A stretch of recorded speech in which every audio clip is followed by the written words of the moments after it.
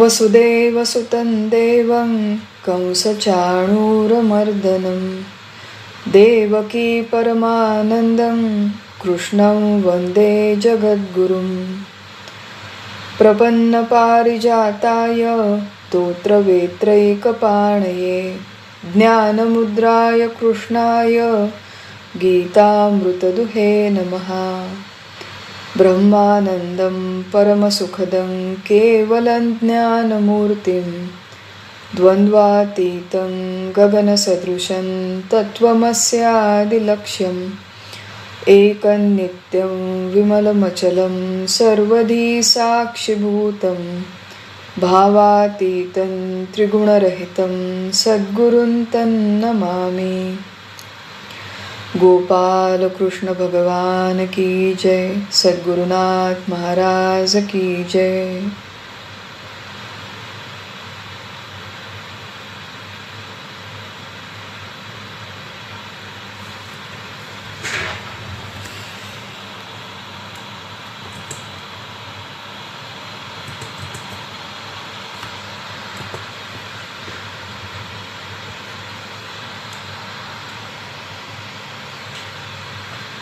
सब लोगों को प्रणाम, सबको वंदन करती हूँ। हम लोग भगवद गीता अध्याय 2 सांख्य योग इसका अभ्यास कर रहे हैं। सांख्य शब्द का अर्थ है ज्ञान, आत्म विषयक ज्ञान, और योग शब्द का अर्थ है आत्म विषयक ज्ञान, प्रत्यक्ष अनुभव करने की प्रक्रिया, अनुभव करने का शास्त्र, उसे कहते हैं सांख्य योग। भगवान श्री कृष्ण अर्जुन को गीता में सबसे पहले अर्जुन का संभ्रम, अर्जुन का शोक दूर करने के लिए इस आत्मविद्या का प्रबोधन करते हैं। हमारे सद्गुरु परम पूज्य डॉक्टर काका वो हमेशा कहते हैं कि इस समाज में, इस संपूर्ण मानवीय जीवन में अगर शोक की मात्रा कम करनी है, दुख की इंटेंसिटी कम करनी है, तो समाज का वेदांत साक्षर होना आवश्यक है। बहुत सुंदर शब्द है, इसको ध्यान से हम लोग सुने कि समाज वेदांत साक्षर हो, गीता साक्षर हो। हम लोग साक्षरता को जानते हैं। कोई एक व्यक्ति अनपढ़ है, उसे हम लोग पढ़ाते लिखाते हैं। तो पढ़ाना लिखाना मतलब मुख्यतः भाषा का ज्ञान, पढ़ाना लिखाना, ये हमारी साक्षरता की कल्पना है।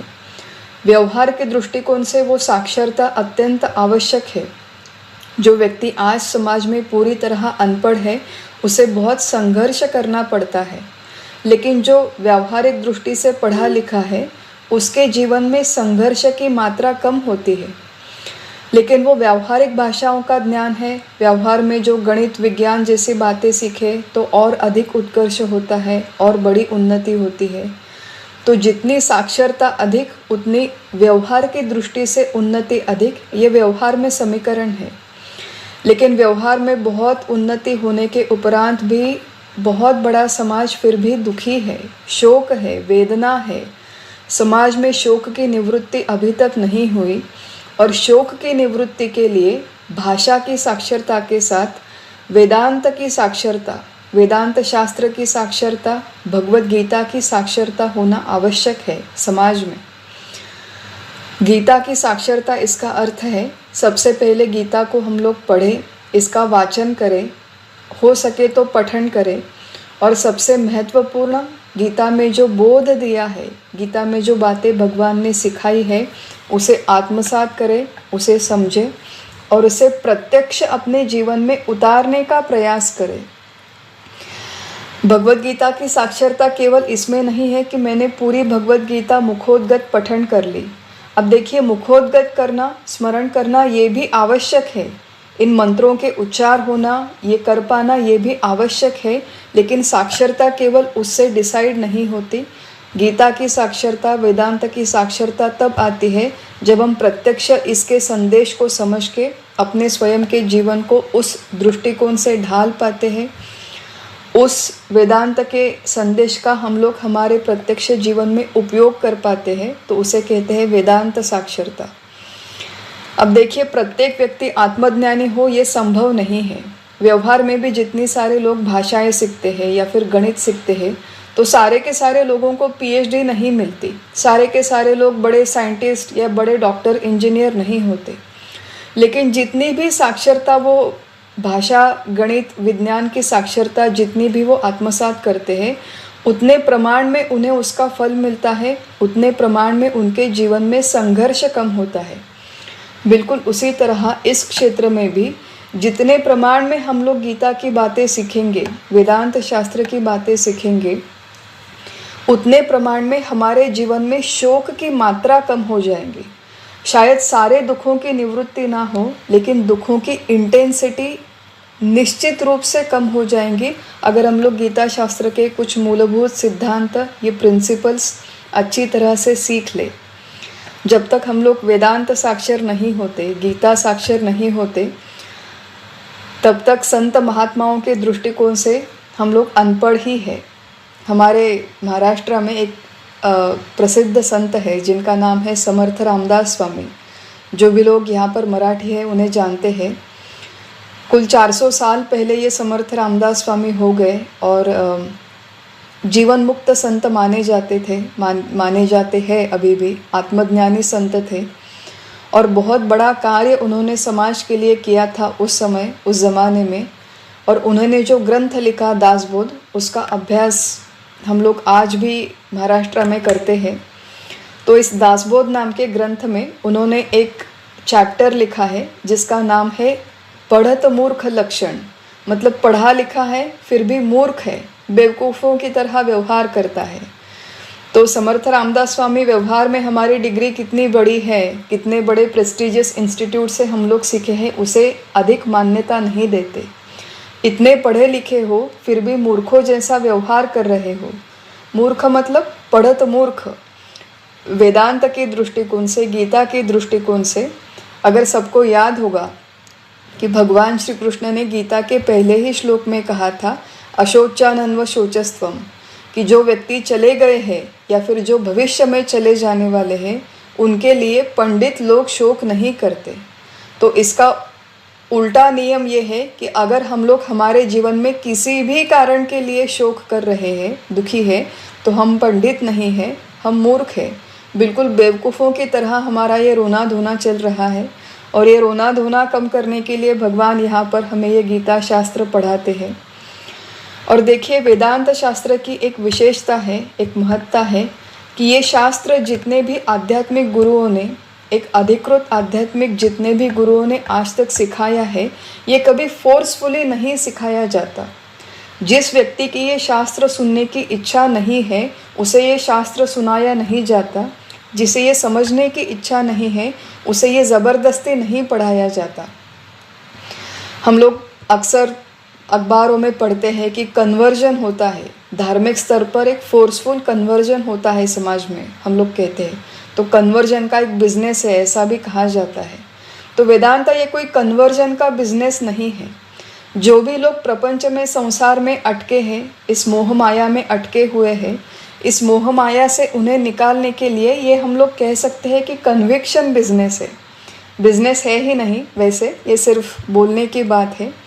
लेकिन यहाँ पर जितने भी अधिकृत गुरु हैं, आदि शंकराचार्य के समय से लेकर रामकृष्ण परमहंस है, विवेकानंद है, तुलसीदास जैसे बहुत बड़े संत हैं, या फिर हमारे तुकाराम महाराज रामदास स्वामी, उन्होंने अत्यंत तर्कशुद्ध पद्धति से, तर्कसंगत पद्धति से, तर्कसम्मत पद्धति से ये संपूर्ण वेदांत और गीता शास्त्र हमारे सामने रखा है। अत्यंत लॉजिकल, रैशनल तरह से इसकी प्रस्तुति की है। जो पढ़ने वाला है, जो सीखने वाला शिष्य, ये उसकी जिम्मेदारी है कि इस लॉजिकल रैशनल प्रस्तुति को हम लोग अच्छी तरह से पढ़ें, इसके ऊपर विचार करें, इसको अच्छी तरह से समझें और फिर इसे आत्मसात करने का प्रयास करें। हमारे सद्गुरु डॉक्टर काका हमसे हमेशा कहते हैं कि ये जो वेदांत शास्त्र है ये टेक इट और लीव इट बेसिस पे सिखाना चाहिए। टेक इट मतलब अगर आप चाहते हो तो इसका स्वीकार करो, अगर आप नहीं चाहते तो लीव इट, छोड़ दो। ये कोई ज़बरदस्ती आपको इसका अनुसरण करना ही है, इस तरह से ज़बरदस्ती सीखने का, सिखाने का शास्त्र नहीं है। लेकिन अत्यंत लॉजिकल रैशनल पद्धति से इसकी प्रस्तुति की जाए, ये आवश्यक है। ये करने के बाद जो श्रोता है, जो शिष्य है, ही कैन टेक इट और ही कैन लीव इट। तो हमारे गुरुजी हमेशा मज़े से कहते हैं कि ये सेलर्स मार्केट है। सेलर्स मार्केट हम लोग रियल एस्टेट के बिजनेस में कहते हैं कि जो सेलर होता है उसे बेचने की आवश्यकता नहीं होती, जो बायर है उसकी आवश्यकता होती है, तो वो सेलर के टर्म्स और कंडीशंस पे वो खरीदने को प्रॉपर्टी तैयार हो जाता है। तो गुरुजी कहते हैं हमारे कि ये जो वेदांत शास्त्र है, इसमें जो मूल तत्वज्ञान है, जो भगवत गीता में कहा गया था, जो उपनिषदों में कहा गया था, इस मूल तत्वज्ञान के मूल सिद्धांतों को कोई अपडेट नहीं है। अपग्रेड करना, ये हम लोग आजकल बात ये अच्छी तरह से जानते हैं कि फ़ोन को अपग्रेड करेंगे, फ़ोन में जो ऐप्स है वो ऐप्स को अपडेट करेंगे, तो फ़ोन, लैपटॉप, हमारा जो भी घर, इसमें अपडेट होता है, इसमें अपग्रेड होता है। उस तरह वेदांत शास्त्र के मूलभूत तत्वज्ञान में कोई अपग्रेड या अपडेट नहीं है।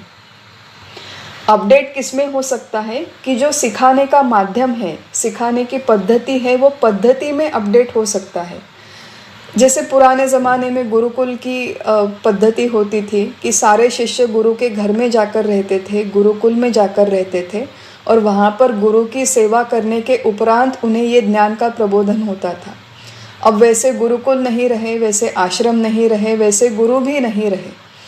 तो आजकल, पहले ऐसा होता था कि घर में, किसी बिल्डिंग में, किसी पाठशाला में इकट्ठा मिलकर लोग ये ज्ञान सीखते थे, इसको सिखाया जाता था। अब पैंडेमिक के बाद में हम लोग ऑनलाइन माध्यम से ये ज्ञान का प्रबोधन, अध्ययन, अध्यापन करने का प्रयास करते हैं। तो ये एक्सटर्नल बातें हैं, ये पेरिफेरल बातें हैं। सिखाने में जो दृष्टांत है वो दृष्टांत बदले जा सकते हैं, देश काल परिस्थिति के अनुसार उपयोग करना पड़ता है।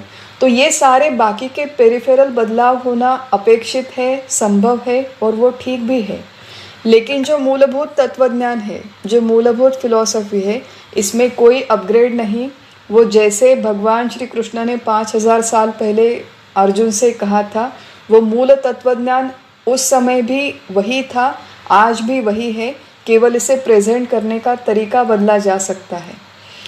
और जब कोई भी अधिकृत सद्गुरु इस अध्यात्म विद्या का प्रबोधन करते हैं, उसके बाद श्रोता की, शिष्य की ये जिम्मेदारी है, ये उत्तरदायित्व है कि जो भी मैंने पढ़ा, जो भी मैंने सुना, उसके ऊपर हम लोग विचार करें, उसके ऊपर मनन करें, हमारे मन में जितनी सारी शंकाएं आती हैं उनका निवारण करें, और फिर प्रत्यक्ष ये तत्व की अनुभूति का प्रयास करें। ये सारी शिष्य की जिम्मेदारी होती है।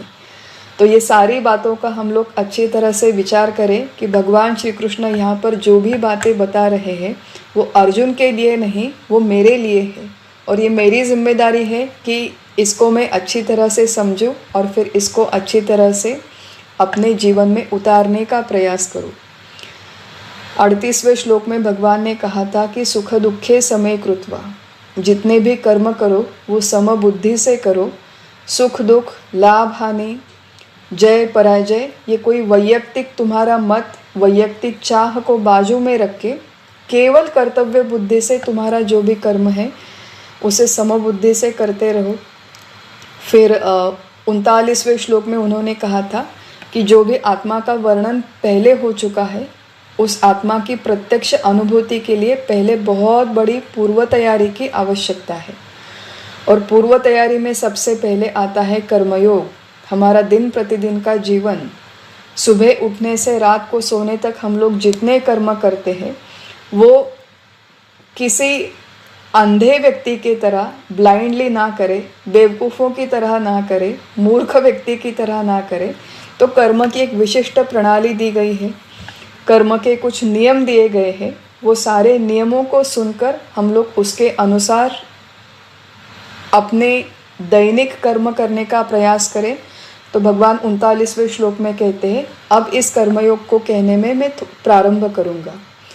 40वें श्लोक में कहते हैं कि अगर इस कर्मयोग का तुम थोड़ा सा भी अनुष्ठान करोगे तो वो कर्म कभी व्यर्थ नहीं जाएंगे, तुम्हें दोष भी नहीं लगेगा। 41वें श्लोक में भगवान ने कहा था कि इस मार्ग पर अग्रसर होने के लिए, प्रगति करने के लिए मनुष्य की व्यवसायत्मिका बुद्धि होना आवश्यक है, एकाग्र स्थिर बुद्धि होना आवश्यक है। और ऐसी बुद्धि विकसित करने के लिए कल हमने 2-3 उपाय दिखे कि सबसे पहले मनुष्य में सत्वगुण अधिक होना आवश्यक है, रजोगुण के जितने सारे इनपुट्स हैं वो धीरे धीरे कम करना आवश्यक है। जो भी पेरिफेरल बातें हैं हमारे जीवन में, जितने अनावश्यक भोग, अनावश्यक काम, अनावश्यक विचार, ये सारी अनावश्यक बातों को हम धीरे धीरे कम करें और ये एकाग्र बुद्धि, एकाग्र चित्त, एकाग्र विचारधारा, इसको हम लोग धीरे धीरे बढ़ाएं। और फिर 42 से लेके 44वें श्लोक तक भगवान श्री कृष्ण ने सकाम कर्म और जो विषय भोग है उनमें रममाण लोगों के बारे में कहा था कि जितने भी सारे विषय भोग हैं, उन विषय भोगों की केवल जो लालसा रखते हैं, जो केवल भोग भोगना चाहते हैं, उन लोगों की बुद्धि समाधौ न विधीयते, वो कभी एकाग्र नहीं हो सकती, कभी स्थिर नहीं हो सकती। इन भोगों के माया जाल से हमें अपने आप को धीरे धीरे छुड़ाना है। और ये छुड़ाने के लिए भोगों के इंट्रिंसिक नेचर का विचार करना आवश्यक है। और आने वाले संपूर्ण गीता में भगवान हमें इन भोगों से अपने आप को छुड़ाने के लिए जितने सारे तरीके हैं, जितनी टेक्निक्स है, उन सारी बातों का प्रबोधन करने वाले हैं। तो ये सारी बातों का विचार करने के उपरांत आज हम लोग 45वें श्लोक से हमारा अभ्यास आगे कंटिन्यू करते हैं। तो इसके पहले जो सेक्शन था उसमें भगवान को ये कहना था कि वेदों में 3 तरह के कांड है, उसमें केवल सकाम कर्म की जहाँ पर महती आई है वो महती छोड़कर एक ज्ञान कांड नाम का तीसरा कांड भी है। और ये जो संपूर्ण त्रिकांडात्मक वेद है उन्हीं को लेकर भगवान अपने 45वें श्लोक में आगे का विचार प्रस्तुत करते हैं। गीता के अभ्यास में एक महत्वपूर्ण श्लोक है और एक बहुत कॉम्पैक्ट श्लोक है कि एक छोटे से श्लोक में भगवान ने बहुत बड़ी सीख देके रखी है कि धीरे धीरे हमें इसे अनफोल्ड करना होगा। आज हम लोग इसका थोड़ा सा संक्षेप में विचार करेंगे, लेकिन संपूर्ण आने वाले चैप्टर्स में इन सारे एक एक शब्दों का बहुत विस्तार से विचार होने वाला है। तो भगवान कहते हैं 45वें श्लोक में, त्रैगुण्य विषया वेदा निस्त्रैगुण्यो भवार्जुन निर्द्वंद्वो नित्य सत्वस्थो निर्योग क्षेम आत्मवान। चारों ही वेद सत्व रज तम प्रवृत्तियों से भरे हुए हैं, परंतु हे अर्जुन तुम उनसे अलग, द्वंद्वों से अलिप्त, अनवरत सत्वगुण संपन्न और योगक्षेम आदि नित्य क्रम में रममाण न होने वाले आत्मनिष्ठ रहो। तो भगवान ने यहाँ पर अर्जुन को बहुत सारी सूचनाएं दी है। दूसरे शब्द में भगवान ने अर्जुन को बहुत सारी आज्ञाएं दी है। और अगर हमें कोई पूछे कि भगवान श्री कृष्ण ने गीता में कौन सी आज्ञाएं दी है, बहुत सारे लोग हैं कि जो विशेष हमारे धर्मशास्त्र का, गीता शास्त्र का, वेदांत शास्त्र का किसी का अभ्यास नहीं करते। वो लोग पूछते हैं, कई लोगों की जेन्युइन क्यूरियोसिटी होती है, कई लोग केवल वाद विवाद करने के लिए पूछते हैं कि ऐसे स्पेसिफिक बातें बताओ जो हमारे धर्म में हमारे अनुसरण के लिए बताई गई है। अब धर्म हो चाहे गीता शास्त्र हो, जो स्पेसिफिक कमांड्स है, भगवान की स्पेसिफिक आज्ञाएं हैं, उनमें से ये एक श्लोक है। सबसे पहले भगवान पहले लाइन में वर्णन करते हैं कि त्रैगुण्य विषया वेदा, जो सारे वेद है वो त्रैगुण्य मतलब 3 गुणों के विषय में है। 4 वेद, ऋग्वेद, यजुर्वेद, सामवेद, अथर्ववेद, ये प्रत्येक वेद में 3 कांड है। कांड शब्द का अर्थ है विभाग, विभाग शब्द का अर्थ है सेक्शन। हम लोगों ने जो कांड शब्द सुना है वो किसी घोटाले के संदर्भ में सुना है कि वो कोई मनुष्य है, उसने बहुत बड़ा कांड किया। तो वो कांड और यहाँ पे जो वेदों का कांड है, इसका कोई दूर दूर तक संबंध नहीं है। संपूर्ण वेद त्रिकांडात्मक है, मतलब प्रत्येक वेद में 3 विभाग है। पहले हमने देखा था कि कर्म कांड का हिस्सा अप्रॉक्सीमेटली 80% है, उपासना कांड 16% है और ज्ञान कांड 4% है। तो सारे वेदों में ये 3 कांड आते हैं और प्रत्येक कर्म कांड, उपासना कांड और ज्ञान कांड में जितना सारा प्रबोधन हुआ है, वो कर्म, वो उपासना, वो ज्ञान की बातें, ये सत्वगुण, रजोगुण और तमोगुण से जुड़ी हुई है। तो भगवान कहते हैं कि सारे वेदों में इन तीनों गुण विषयक बातों का वर्णन आया है। और फिर आगे भगवान अर्जुन को आज्ञा क्या देते हैं कि निस्त्रय गुण्यो भवार्जुन, अर्जुन तुम तीनों गुणों से परे हो जाओ। पहली आज्ञा कि निस्त्रय गुण्यो भवार्जुन। गुण, गुण ये जो शब्द है उसका अर्थ है प्रवृत्ति, टेंडेंसी, इंक्लिनेशन या फिर प्रेरणा देने वाली कोई एक शक्ति। हम लोगों के प्रत्येक व्यक्ति के अंदर एक अंतरूनी, इन्नेट, एक नैसर्गिक प्रेरणा होती है। प्रत्येक व्यक्ति की प्रेरणा अलग अलग होती है, उसे अलग अलग दिशा में लेकर जाती है, इसलिए प्रत्येक व्यक्ति त्रिगुणात्मक है। तो गुण शब्द का अर्थ है प्रवृत्ति, प्रेरणा देने वाली शक्ति, स्वभाव या फिर हमारा अंतःस्थित धर्म। संपूर्ण सृष्टि त्रिगुणात्मक है, वेद भी त्रिगुणात्मक है, प्रत्येक व्यक्ति त्रिगुणात्मक है, प्रत्येक व्यक्ति 3 गुणों से बनी हुई है। दुनिया में ऐसा कोई मनुष्य नहीं, एक भी गुण पूरी तरह से नष्ट है, ऐसा कोई व्यक्ति जीवन में नहीं। गुण कम अधिक मात्रा में रहते हैं, गुणों का प्रभाव कम अधिक रहता है। जब किसी व्यक्ति में स्थायी स्वरूप से कॉन्स्टेंटली ज़्यादातर समय अगर उसमें सत्वगुण है तो उस व्यक्ति को हम लोग सात्विक कहते हैं, क्योंकि majority of the time predominantly उसका सत्वगुण ऊपर रहता है, अधिक प्रभावशाली रहता है। उसी तरह किसी व्यक्ति में अगर अधिकतम समय रजोगुण प्रभावशाली है तो उसे हम राजस व्यक्ति कहते हैं, और उसी तरह जिसका तमोगुण प्रभावशाली है उसे तामस व्यक्ति कहते हैं। जो व्यक्ति सात्विक है उसमें रज तमोगुण होते हैं, लेकिन वो दबे हुए स्थिति में रहते हैं। उसी तरह दूसरे 2 गुणों में बाकी के 2 गुण दबे हुए अवस्था में रहते हैं। तो भगवान यहाँ पर अर्जुन को स्पेसिफिकली आज्ञा देते हैं कि निस्त्रय गुण्यो भवार्जुनो, तुम तीनों गुणों को पार करके उनके परे हो जाओ। अब नेचर का जो लॉ है, बाय नेचर किसी भी व्यक्ति में कोई भी गुण पूरी तरह से नष्ट नहीं हो सकता। जो जीवन मुक्त संत है, साधु संत है, उनमें भी तीनों गुण उपस्थित रहते हैं, तीनों गुण उनमें होते हैं। तो चाहे जीवन मुक्त संत हो, सिद्ध हो, कोई ऋषि महापुरुष हो, उनमें भी 3 गुण है। और जो बद्ध व्यक्ति है, अज्ञानी व्यक्ति है, उसमें भी 3 गुण होते हैं। तो भगवान जब कहते हैं कि तीनों गुणों से परे जाओ, उसका अर्थ क्या है? इस आज्ञा का पालन हम लोग हमारे जीवन में कैसे करें? तो एक बात हम लोग समझ ले अच्छी तरह से कि तीनों गुणों से परे जाना, इसका अर्थ तीनों गुणों को नष्ट करना, ये उसका अर्थ नहीं है। तीनों गुणों से परे जाना, इसका अर्थ तीनों गुणों के प्रभाव को पहचानना और इस प्रभाव को धीरे धीरे कम करना या फिर अपने कार्य के अनुसार उस प्रभाव को बदलना।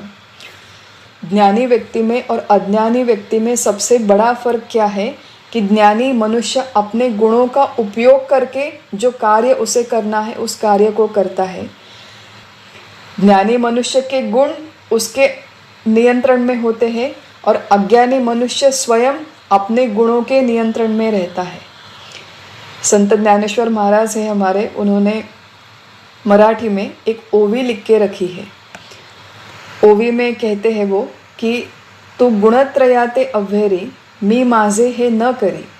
तो गुणत्रयाते अव्हेरी, अव्हेर करो मतलब उसे नकार दो। अब मान लीजिए कि मेरे पास कोई व्यक्ति एक प्रेजेंट लेके आया है, तो या तो मैं उसका स्वीकार कर सकती हूँ या मैं कह सकती हूँ कि नहीं भाई मुझे नहीं चाहिए, आपकी ये जो भेंट वस्तु है ये मुझे नहीं चाहिए। अव्हेर करना मतलब नकार देना। अब ये जो तीनों गुण है, एक विशिष्ट 3 गुणों का कॉम्बिनेशन लेकर हमारा जन्म हुआ है। प्रत्येक व्यक्ति का जन्म होते समय तीनों गुणों का एक विशिष्ट कॉम्बिनेशन उसके अंदर निर्माण हुआ।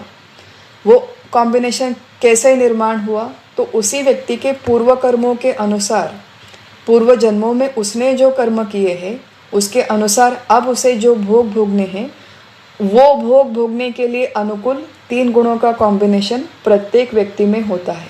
प्रत्येक व्यक्ति का ये कॉम्बिनेशन अलग होता है। अब मेरे अंदर जो गुण प्रभावशाली है बाय नेचर, वो हमेशा मेरे पीछे, देखिए मराठी में उसके लिए बहुत अच्छा शब्द है जक्कू लगाना। जक्कू लगाना मतलब अंदर से मुझे ये करना है, मुझे ये करना है। अंदर से अनिवार्य प्रेरणा प्रत्येक व्यक्ति में होती है। सत्वगुण, रजोगुण और तमोगुण तीनों की अनिवार्य प्रेरणाएं हमारे अंदर होती है और उस प्रेरणा के अनुसार ही हम लोग काम करते हैं। तो ज्ञानेश्वर महाराज कहते हैं कि इन गुणों के प्रभाव को पहचानो और उसका अवहेर करो, मतलब उसे नकार दो। मतलब सबसे पहले उसे पहचानो और फिर धीरे धीरे धीरे उसे कम करो। रजोगुण जब मेरे अंदर प्रभावशाली होता है तो आज तीनों गुणों का सविस्तर अभ्यास करना ये हमारे आज के चिंतन का विषय नहीं है। हम लोग केवल एक दो उदाहरण देखेंगे कि गुणों के प्रभाव को कैसे पहचाने और वो प्रभाव को कैसे कम करे, उसे नकार कैसे दे। तो रजोगुण का एक सबसे बड़ा लक्षण है, रजोगुण का एक सबसे बड़ा लक्षण है कि भोगेच्छा, भोग करने की इच्छा या फिर दिखावा करना। शादी ब्याह में मुझे जाना है तो शादी ब्याह में जाने के लिए मेरी मन में इच्छा होती है कि बहुत मेरी जो सुंदर कांजीवरम साड़ी है वो पहन के मैं जाऊं।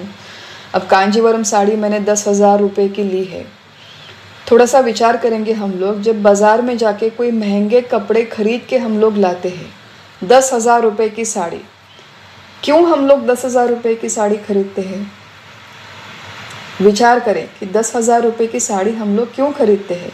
क्या ऐसा कभी हुआ है कि आज मैं अकेली घर में रहने वाली हूँ तो सुबह मैं उठी, मैं नहाई और फिर मैंने 10,000 रुपये की साड़ी पहनी, दिन भर मैं अकेली घर में रही, ना कोई घर में आया, न मैं कहीं बाहर गई और फिर रात को मैंने वो साड़ी चेंज करके फिर मैं सो गई। ऐसा कभी नहीं होता। जब हम लोग 10,000 रुपये की साड़ी पहनते हैं तो हम लोग चाहते हैं कि मैं बाहर जाऊँ, शादी में जाऊँ, बन ठन के जाऊँ, लोग मेरी तरफ देखें और लोग मुझसे पूछे कि दीदी ये इतनी सुंदर साड़ी है, तुम कहाँ से लेकर आए। जब इस तरह सा बन ठन के जाना, दिखावा करना, अपने पास जो वैभव है वो लोगों को दिखाना, इस तरह के अगर मेरे मन में प्रेरणा निर्माण होती है तो उस समय मेरे अंदर रजोगुण बलवान है।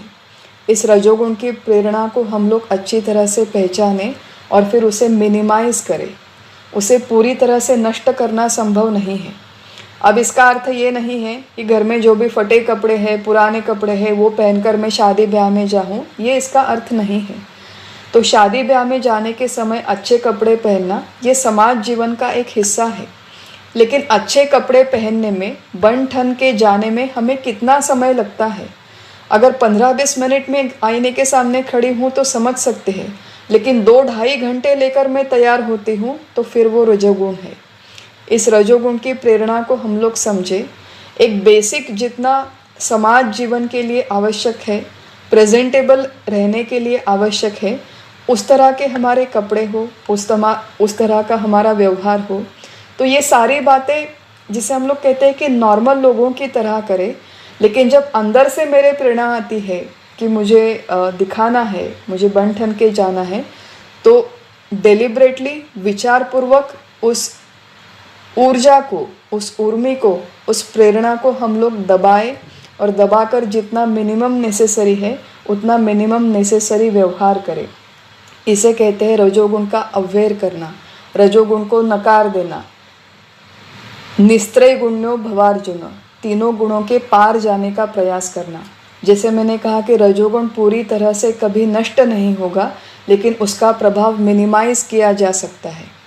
अत्यंत चांचल्य रजोगुण की अभिव्यक्ति है।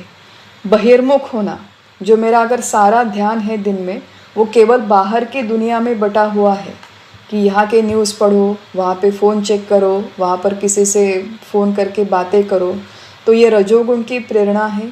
इसे हम लोग पहचानें और इसे हम लोग मिनिमाइज़ करें। तमोगुण की प्रेरणा है जब सुबह बहुत देर तक बिस्तर में सोने का मन करता है। आलस, निद्रा और प्रमाद, आत्यंतिक क्रोध, ये तमोगुण की प्रेरणा है।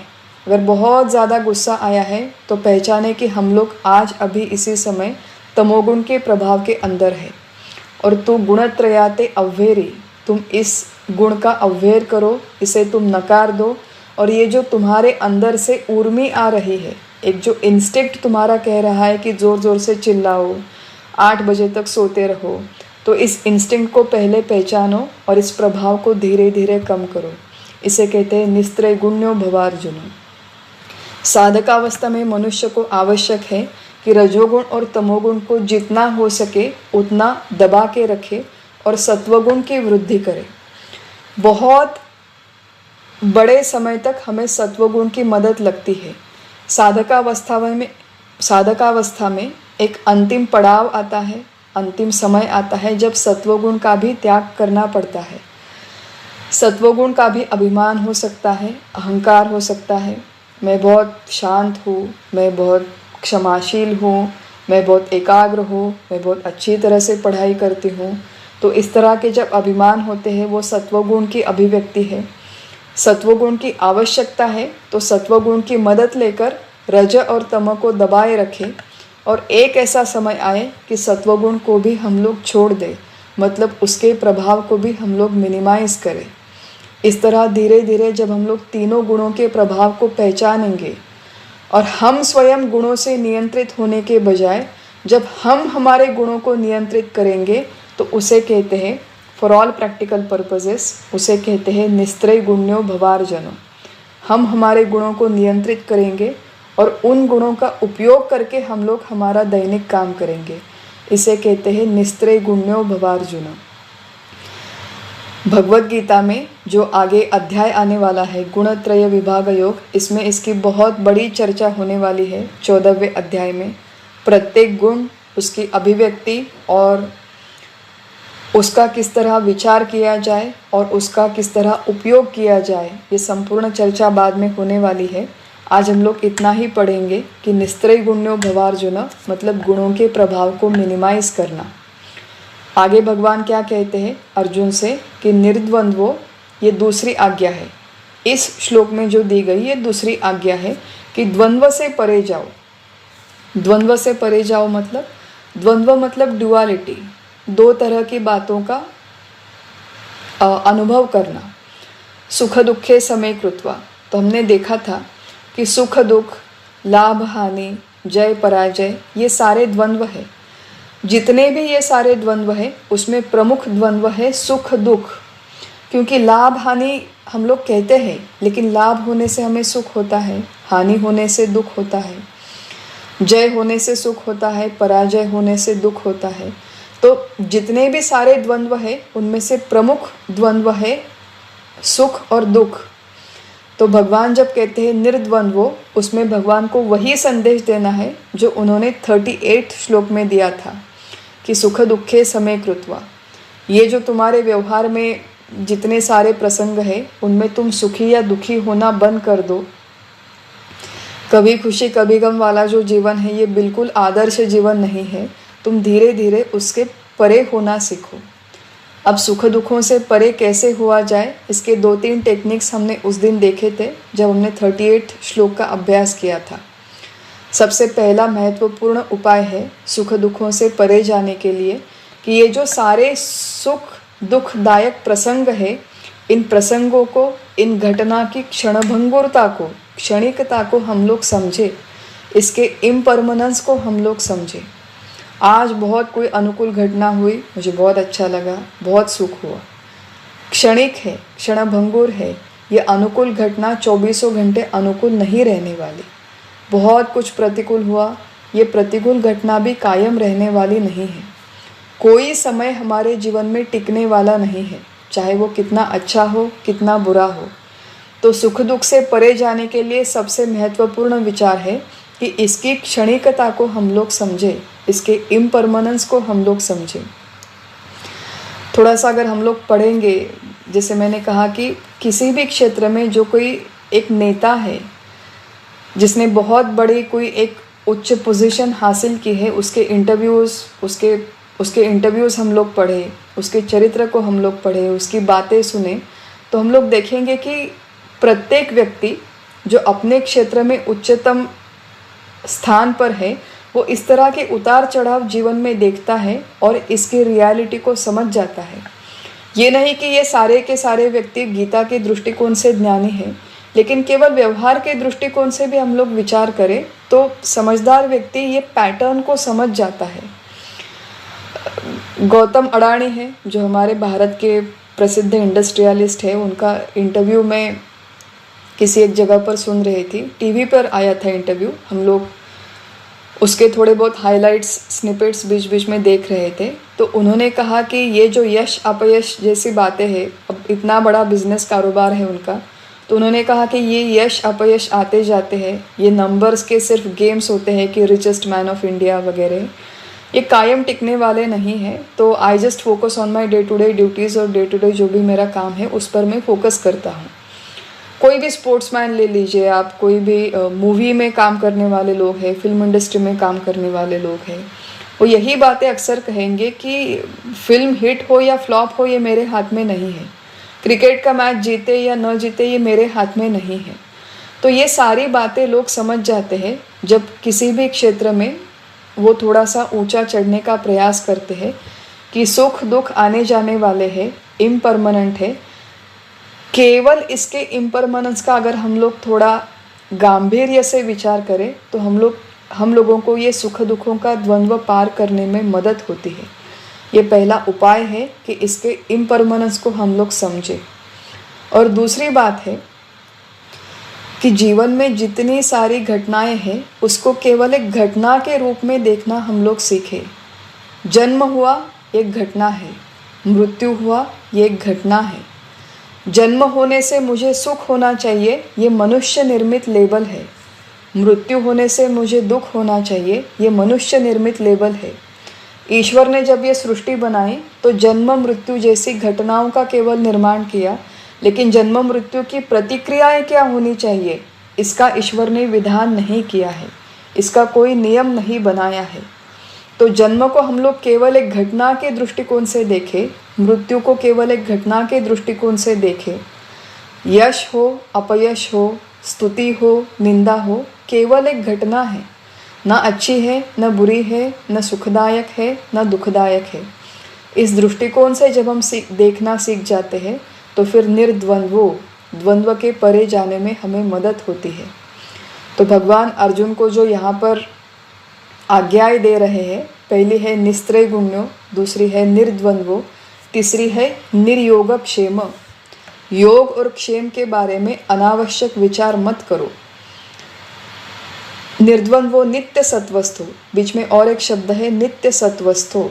तो नित्य सत्वस्थो का अर्थ है, अब ये जो शब्द है इसका दो तरह से अर्थ किया गया है।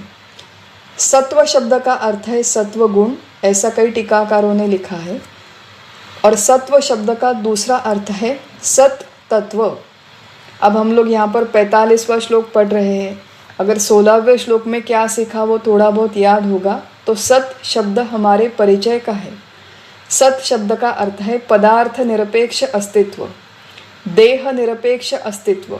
देह है फिर भी सत है, देह नहीं फिर भी सत नाम का तत्व अखंड है।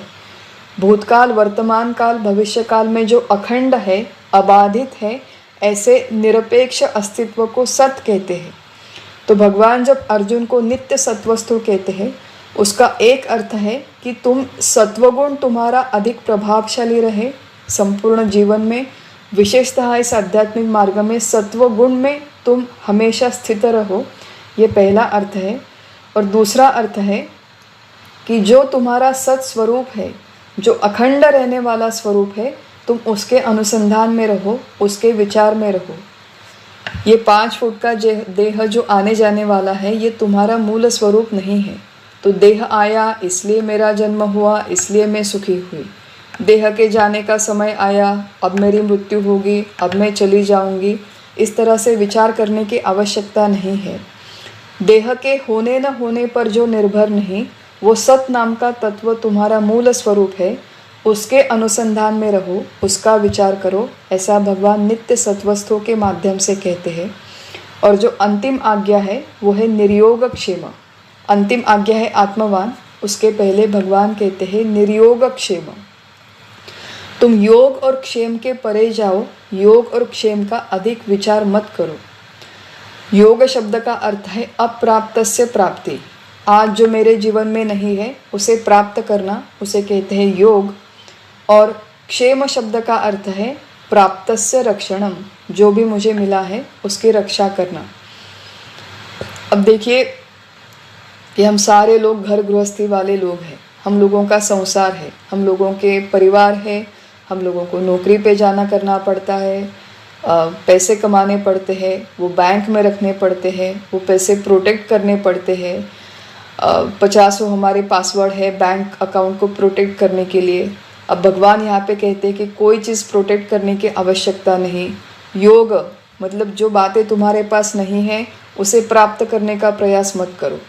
जो बातें तुमने ऑलरेडी प्राप्त की है उसका रक्षण करने का भी प्रयास मत करो।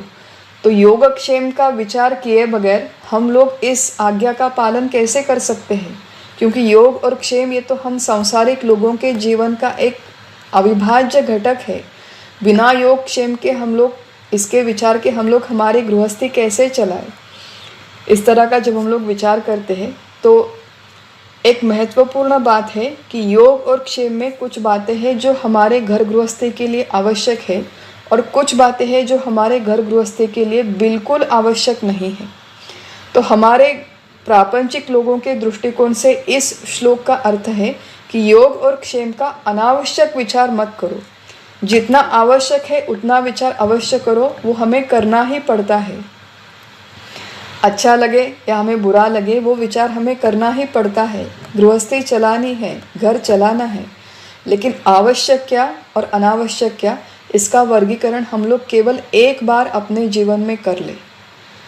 उदाहरण के तौर पे सिर्फ एक बात देखते हैं कि हम लोगों का डिजिटल प्रेजेंस, हम लोगों का सोशल मीडिया का उपयोग कितना आवश्यक है और कितना अनावश्यक है, इसका प्रामाणिकता से विचार करें।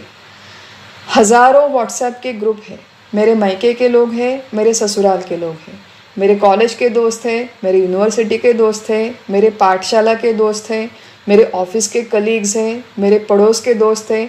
अब मेरा बेटा स्कूल में जाता है तो उसके साथ जो दूसरे पेरेंट्स हैं उन माँओं का एक ग्रुप है। तो कितने ग्रुप्स पर मुझे प्रेजेंट रहना सच में आवश्यक है, इसका विचार करें। और केवल ग्रुप्स में प्रेजेंट रहना ये बात नहीं है। जब मान लीजिए कि मेरे 10 ग्रुप है, उसमें से 5 ग्रुप मैंने ज्वाइन कर लिए, 10 मेरे कुल ग्रुप से उसमें से 5 ग्रुप मैंने ज्वाइन कर लिए। उन 5 ग्रुप पर कितने मैसेजेस पढ़ना मेरे लिए आवश्यक है, कितने मैसेजेस को रिप्लाई करना मेरे लिए आवश्यक है और मूलतः कितने मैसेजेस पोस्ट करना मेरे लिए आवश्यक है। हम लोगों को एक सोशल मीडिया डिसिप्लिन है, वो सोशल मीडिया डिसिप्लिन कभी किसी ने नहीं सिखाई। जब व्हाट्सएप जैसी टेक्नोलॉजीज़ आई, इंस्टाग्राम है, फेसबुक जैसी टेक्नोलॉजीज़ आई, तो उसके साथ कोई कोड ऑफ कंडक्ट, कोई प्रोटोकॉल नहीं है। कोई वहाँ पर व्हाट्सएप की तरफ से हमें कोई ऐसा निर्बंध नहीं है कि दिन में तुम केवल 100 मैसेजेस पोस्ट कर सकते हो। हम 1000 भी करें तो हमें कहने वाला, पूछने वाला कोई नहीं है। तो हम लोग अंतर्मुख होकर, प्रामाणिक होकर विचार करें। स्पिरिचुअल भी ग्रुप्स होते हैं। एक मैंने पैटर्न देखा है कि एक मेरे 10 स्पिरिचुअल ग्रुप है, तो एक ग्रुप पर एक मैसेज मैं पढ़ती हूँ गीता का, Bhagavad Gita thought for today. एक ग्रुप पर मैंने पढ़ा, वो मैंने दूसरे 10 ग्रुप पर फॉरवर्ड किया। या फिर दूसरे ग्रुप पर एक कोई मैसेज आया है तो मैसेज के बाद लोग थैंक यू कहते हैं, गुड मॉर्निंग कहते हैं, फूल भेजते हैं, थम्स अप, स्माइली, नमस्कार, प्रणाम, दंडवत। इस तरह के मैसेजेस जब हम लोग पोस्ट करते हैं तो वो लिखने में मेरे जीवन का एक क्षण चला जाता है। जो मैंने लिखा वो पढ़ने में दूसरे 100,000 लोगों का, प्रत्येक व्यक्ति का एक एक क्षण जाता है जो मैसेज में पोस्ट करती हूँ। तो जो मैं लिखती हूँ, जो मैं पढ़ती हूँ, जो मैं पोस्ट करती हूँ, क्या वो भेजना सचमुच आवश्यक है? अगर मैंने वो नहीं भेजा, अगर मैंने वो नहीं पढ़ा, तो मेरे या दूसरे किसी के जीवन में कोई फ़र्क पड़ने वाला है क्या? हम लोग अंतर्मुख होकर विचार करें, क्योंकि योगक्षेम में ये जो बातें हैं, आप लोग सोचेंगे कि यहाँ पर योगक्षेम की बातें हो रही है और पता नहीं है सोशल मीडिया के बारे में क्यों लेक्चर दे रही है। यहाँ पर बात है टाइम मैनेजमेंट की।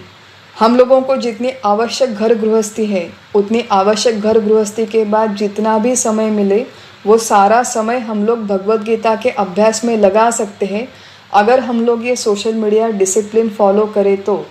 कि क्या मुझे लिखना है, क्या मुझे पढ़ना है, क्या मुझे पोस्ट करना है, क्या मुझे शेयर करना है। अगर वास्तविक में इसका किसी को उपयोग होने वाला है तो हम लोग अवश्य पोस्ट करें। वास्तविक में मेरे संदेश से किसी को कोई इन्फॉर्मेशन मिलने वाली है तो अवश्य पोस्ट करें। लेकिन जिसका किसी को कोई उपयोग नहीं, वो पोस्ट करने में, पढ़ने में और डिलीट करने में हमारे जीवन का बहुत समय जाता है। और इस तरह से समय बर्बाद करने से ना तो हम लोग गीता सीख पाएंगे, ना हम गीता साक्षर हो पाएंगे, ना हम लोग वेदांत साक्षर हो पाएंगे। तो ब्रूटली बी ब्रूटल। एक किसी व्हाट्सएप ग्रुप में मैं I was a part of some WhatsApp group, तो वहाँ पर चर्चा हो रही थी कि कोई सेलिब्रिटी के वेडिंग में, शायद विराट कोहली का समय था, केएल राहुल का, किसका वेडिंग मुझे याद नहीं, या फिर अंबानी के घर में कोई शादी हो रही थी शायद। तो उनके घर में जो महिलाएं हैं वो कौन सा ड्रेस पहन के गई थी, उस ड्रेस पर वो कितने 20 लाख रुपए का ड्रेस है, पता नहीं 90 लाख रुपए का ड्रेस है। ना तो वो ड्रेस मैं खरीद सकती हूँ, ना वो मैं पहन सकती हूँ अगर किसी ने खरीदा भी तो इस तरह के फालतू मैसेजेस पढ़ना, सुनना, इनके बारे में चर्चा करना, ये हम लोग अत्यंत कठोरता से ये सारी बातें हमारे जीवन से अगर एलिमिनेट कर दे तो ये सारी गीता शास्त्र पढ़ने के लिए हमें समय मिलेगा। और भगवान जब कहते हैं योगक्षेम, मतलब जो भी अनावश्यक बातों का विचार हम लोग रोक देंगे तो फिर केवल आवश्यक बातों का विचार शेष रह जाएगा। आगे जब भक्ति योग की बातें आएगी तो भगवान ये भी कहेंगे कि ये आवश्यक योगक्षेम का भी विचार करने की तुम्हें आवश्यकता नहीं है। अगर हम लोग भगवान की भक्ति में वास्तविक बहुत बड़े स्तर पर पहुंच गए तो। लेकिन जैसे मैंने कहा, हम लोग कोई असामान्य भक्त नहीं है, हम लोग प्रहलाद जैसे भक्त नहीं है, ना मीराबाई जैसे भक्त हैं। हम लोगों की भक्ति भी बहुत ऑर्डिनरी होती है, सामान्य होती है। तो सामान्य दृष्टिकोण से हम लोग विचार करें तो आवश्यक सांसारिक बातें करें और अनावश्यक TV, WhatsApp, newspaper, social media से अत्यंत कठोरता से अगर हम लोग दूर रहे तो निर्योगक्षेम का हमारे दृष्टिकोण से पालन हो जाएगा। और अंत में भगवान कहते हैं आत्मवान, आत्मानुसंधान में रहो। और ये जो आत्मानुसंधान में रहने वाली बातें हैं ये अंतिम आज्ञा है। अगर पहली वाली सारी आज्ञाओं का हम लोग पालन करेंगे तो सचमुच हम लोग मैं देह नहीं हूँ और मैं आत्मा हूँ इस विचार पर स्थिर हो पाएंगे। इस विचार पर कैसे स्थिर होना है उसके लिए फिर आगे गीता में बहुत सारी चर्चा आने वाली है। लेकिन ये श्लोक में जो महत्वपूर्ण बातें भगवान ने बताई है कि 3 गुणों से परे जाओ, मतलब 3 गुणों के प्रभाव को मिनिमाइज करो। द्वंद्वों से परे जाओ, द्वंद्वों से मुक्त हो जाओ। हमेशा सत्व गुण में या फिर सत तत्व के अनुसंधान में रहो। योगक्षेम का केवल आवश्यक उतना विचार करो और आत्मवान मतलब अपने स्वयं के स्वरूप के अनुसंधान में रहो। ये भगवान की हमारे लिए स्पेसिफिक आज्ञाएं हैं, हम लोग इसका विचार पूर्वक पालन करें। और ये जो सारा विचार है, ये सारा विचार 45वें श्लोक में कहने के बाद भगवान 46वें श्लोक में जाते हैं और 46वें श्लोक में कहते हैं यावानर्थ उदपाने सर्वतः संप्लुतोदके तावान सर्वेषु वेदेषु ब्राह्मणस्य विजानतः। सर्वत्र पानी ही पानी हो जाने पर जितनी कीमत गड्ढे के पानी की है उतनी ही कीमत ब्रह्मज्ञानी को कर्मकांड में बतलाने वाले सभी वेदों की होती है। अब यहाँ पर एक बहुत इंटरेस्टिंग दृष्टांत भगवान देते हैं। ज्ञानी मनुष्य की स्थिति वर्णन करते हुए भगवान कहते हैं कि मान लीजिए दृष्टांत है, कोई व्यक्ति बहुत प्यासा है या फिर किसी को पानी की आवश्यकता है तो पानी के छोटे बड़े जितने जलाशय वहाँ से वो पानी लेकर आता है, पानी का उपयोग करता है। लेकिन किसी व्यक्ति के चारों ओर बहुत बड़ा सरोवर है, बहुत बड़ा जलाशय है, तो वो जलाशय में ही रहने वाले, जलाशय से ही घिरे रहने वाले व्यक्ति को पानी के लिए किसी दूसरे जलाशय में, छोटे बड़े सरोवर में, जलाशय में जाने की आवश्यकता नहीं है। बिल्कुल उसी तरह जिस व्यक्ति ने मैं देह नहीं हूँ, मैं आत्मा हूँ, ये अंतिम अनुभव कर लिया, उसे वेदों के कर्मकांड की कोई आवश्यकता नहीं है। हमने देखा कि वेदों का जो संपूर्ण विभाग है उसमें से कुल 96% भाग कर्म उपासना का है। कर्म उपासना का सकाम कर्म और सकाम उपासना का है प्रिडोमिनेंटली।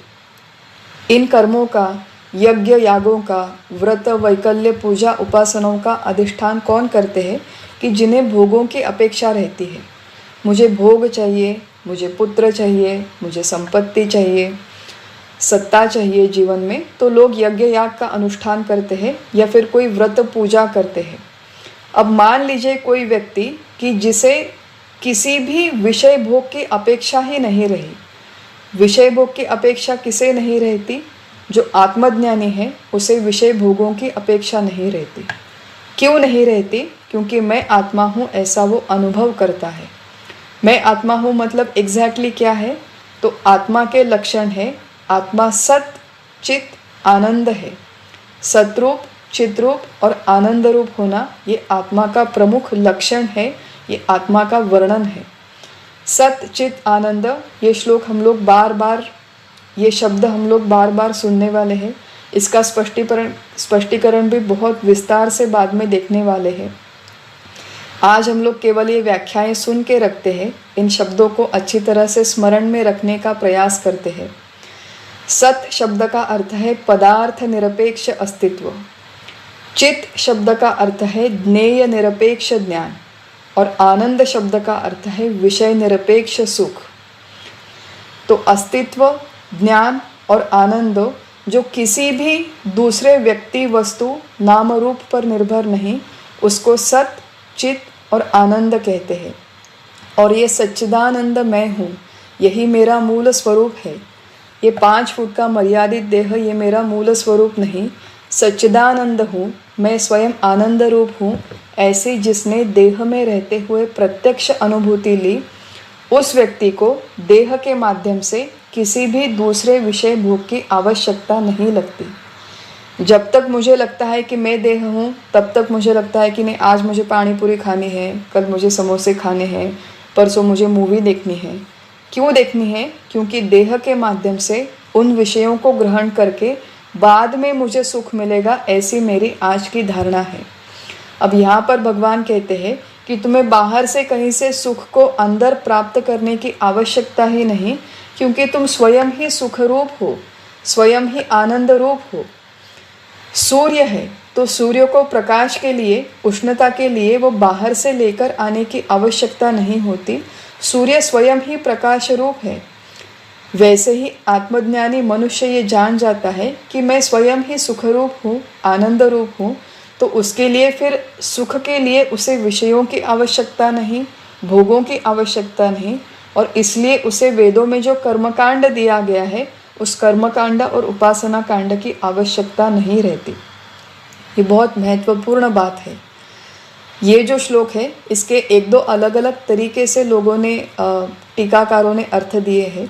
तो एक अर्थ ये है कि अपने स्वयं के आनंद रूप की, सुख रूप की अनुभूति होने के उपरांत कर्मकांड और उसके माध्यम से जितने सारे भोग प्राप्त किए जाना संभव है, उनकी आवश्यकता ज्ञानी मनुष्य को नहीं रहती।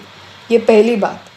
किसी भी दृष्टि से, किसी भी उद्दिष्ट की पूर्ति के लिए उसे कर्मकांड की आवश्यकता नहीं रहती। अब किसी भी उद्दिष्ट, हमारे उद्दिष्ट जीवन में क्या होता है? एक तो मुझे बहुत समय तक जीवित रहना है, या फिर मुझे बहुत सारा ज्ञान संपादन करना है, या फिर मुझे बहुत सारे भोगों का उपभोग करना है। यही हमारी 3 मूलभूत इच्छाएं होती है, प्रेरणाएं होती है। लेकिन इनमें से किसी भी इच्छा की पूर्ति के लिए अब वो निर्भर नहीं। क्यों? क्योंकि उसे अनुभव आ गया है कि मैं स्वयं सत चित आनंद हूँ। तो ये एक अर्थ है ब्रह्मज्ञानी की दृष्टिकोण से। और दूसरा इस श्लोक का जो अर्थ दिया गया है वो साधक के दृष्टिकोण से है। साधक के दृष्टिकोण से वेदों का जो कर्मकांड है उसमें जितने सारे रिचुअल्स दिए गए हैं, पुराने ज़माने में बहुत सारे यज्ञ याग होते हैं, आज अधिकतम वो कालबाह्य हो चुके हैं। तो कर्मकांड का जो 96% वेदों का विभाग है उसका अभ्यास करने की प्रामाणिक साधक को आवश्यकता नहीं है। वैसे भी हम लोग कलयुग में रहते हैं, वैसे भी हमारे जीवन ऑलरेडी बहुत ज़्यादा कॉम्प्लिकेटेड है, हमें बहुत सारे हमारे घर गृहस्थी की जिम्मेदारियां हैं। तो वैसे भी गीता शास्त्र का अभ्यास करने के लिए हमारे पास बहुत कम समय है। उसमें से अगर हम लोग सारे के सारे वेद निकाल कर बैठ जाए और सारे वेदों का अभ्यास 96% कर्मकांड का अभ्यास ये केवल उपलक्षण है। कल हमने व्यवसायत्मिका बुद्धि में इसका विस्तार से विचार किया था कि बहुत सारे शास्त्र ग्रंथ पढ़ने की आवश्यकता मोक्ष के लिए नहीं होती। एक हमारे गुरुजी बहुत अच्छा दृष्टांत देते हैं कि मान लीजिए मुझे कोई छोटी सी जख्म हो गई है, मेरे पास ऑइंटमेंट की बहुत बड़ी ट्यूब है, तो बहुत बड़ी ट्यूब भले ही मेरे पास है, लेकिन मेरी जख्म ठीक होने के लिए मुझे कितने ऑइंटमेंट की आवश्यकता होती है?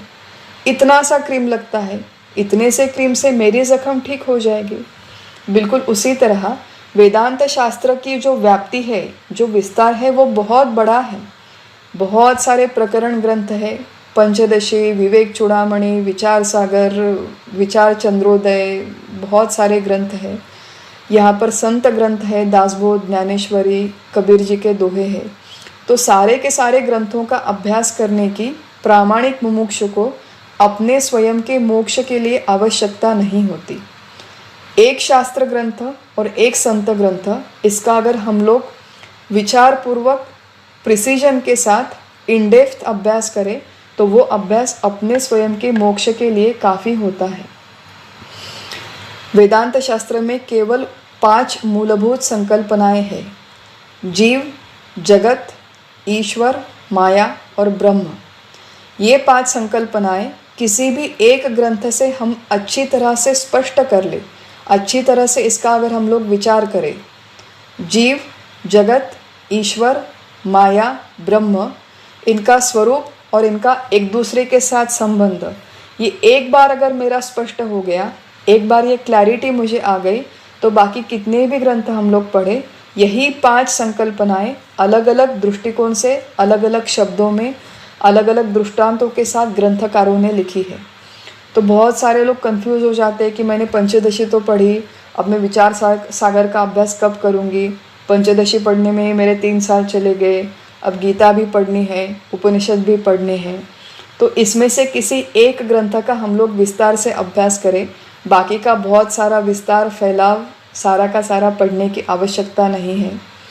जो बात शास्त्र ग्रंथों के अभ्यास के लिए है, वही बात उपासनाओं के लिए है, वही बात व्रतों के लिए है कि एक बार मैंने कोई एक व्रत किया, एक उपवास किया, तो अपने शरीर मन के नियमन के लिए वो काफ़ी होता है। नहीं तो आज मैंने सोमवार किया, कल मैंने मंगलवार किया, परसों मैंने बुधवार किया, फिर मैंने गुरुवार किया। रोज़ अगर मैं उपवास करती हूँ और तो उपवास कर कर के एक दिन ऐसा होगा कि शरीर में कोई क्षमता ही नहीं बचेगी। तो इन सारी बातों में एक पर्सपेक्टिव होना आवश्यक है, एक बैलेंस होना आवश्यक है, एक कॉम्पोजर होना आवश्यक है। और ये सारी बातें हमें हमारी बुद्धि से समझ में नहीं आती, इसलिए इस मार्ग में किसी अधिकृत गुरु का होना आवश्यक है, जो हमारे अभ्यास को एक विशिष्ट दिशा देते हैं, एक विशिष्ट चैनल देते हैं। हमारे स्वभाव के अनुसार अगर हम लोग उस चैनल में रहकर, एक मार्ग में रहकर अभ्यास करेंगे, तो उस तत्व की अनुभूति होना संभव है। आज सुबह मैं किसी एक हमारे भगिनी से बात कर रही थी कि वो योगा की प्रशिक्षक है। तो हम लोग बात कर रहे थे कि योगा में अगर मान लीजिए कि मैंने पद्मासन करना प्रारंभ किया, आधा पद्मासन किया, फिर वो छोड़ दिया, फिर मैंने वज्रासन करना प्रारंभ किया, वो भी मैंने आधा पोस्चर किया, वो छोड़ दिया, फिर मैंने पश्चिमोत्तानासन स्टार्ट किया, फिर मैंने सूर्य नमस्कार स्टार्ट किए।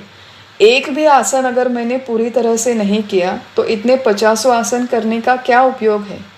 न शरीर को उपयोग है, न मन को उपयोग है। बिल्कुल उसी तरह इस मार्ग में भी इतना सारा जो जल है, जलाशय है, मतलब वेदांत सागर का जितना बड़ा जलाशय है, उतने बड़े जलाशय की हमें आवश्यकता नहीं है। किसी एक शास्त्र ग्रंथ का, एक संत ग्रंथ का, केवल एक भगवत गीता का भी अभ्यास करेंगे तो हमें जीवन मुक्त होने के लिए जितना सारा आवश्यक मार्गदर्शन है, प्रबोधन है, वो इसी एक ग्रंथ में मिलने की प्रणाली है, व्यवस्था है, जो भगवान जी ने हमारे लिए करके रखी है। तो इसी व्यवस्था का उपयोग करके जो आत्म तत्व का वर्णन भगवान करते हैं, उस आत्म तत्व की हमें प्राप्ति हो जाए, हमें अनुभूति हो जाए, ऐसी प्रार्थना हम लोग भगवान श्री कृष्ण के चरणों में करते हैं। और आज का जो हमारा चिंतन है वो यहीं पर समाप्त करते हैं। Hariom, that's it.